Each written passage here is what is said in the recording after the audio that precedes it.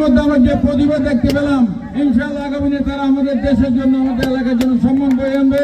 Chattala চানগতানাধীন Kalurghat CNB মোড়ের পশ্চিম পাশে gas colony ক্রীড়া সংঘ কর্তৃক আয়োজিত প্রথম রাত্রিকালীন শর্টপিচ ক্রিকেট টুর্নামেন্টের মেগা ফাইনাল জমকালোভাবে অনুষ্ঠিত হয়েছে।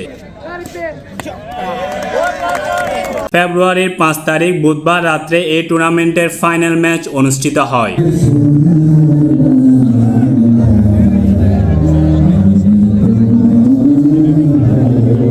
ফাইনাল ম্যাচের শুরুতে প্রধান অতিথি হিসেবে উপস্থিত ছিলেন চট্টগ্রাম দক্ষিণ জেলা বিএনপির সাবেক আহ্বায়ক জনাব আলহাজ আবু সুফিয়ান। বিশেষ অতিথি হিসেবে উপস্থিত ছিলেন 4 নং ওয়ার্ডের সাবেক কাউন্সিলর ও রাজনৈতিক ব্যক্তিত্ব জনাব মাহবুবুল আলম, চট্টগ্রাম মহানগর যুবদলের সাবেক কৃষি বিষয়ক সম্পাদক জনাব নুরুল আমিন, চট্টগ্রাম মহানগর ছাত্র দলের সাবেক সহসভাপতি জনাব নাওশেদ আল জাসেদুর রহমান। অনুষ্ঠানে সভাপতিত্ব পরিচালনা করেন চানগড় স্বেচ্ছাসেবক দলের আহ্বায়ক জনাব মোহাম্মদ নাজিম উদ্দিন। এছাড়াও উপস্থিত ছিলেন আরো অনেক রাজনৈতিক ব্যক্তিবর্গ।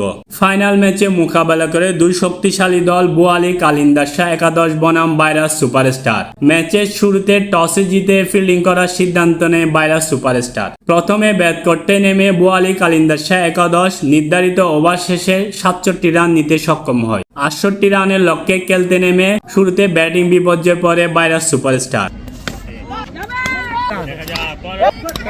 শেষ পর্যন্ত টানটান উত্তেজনার এই ম্যাচে জয় তুলে নিয়ে গ্যাস কলোনি ক্রীড়া সংঘের প্রথম চ্যাম্পিয়ন ট্রফি নিশ্চিত করে virus superstar. Sports news, SM Saifuddin, HSSB sporting club.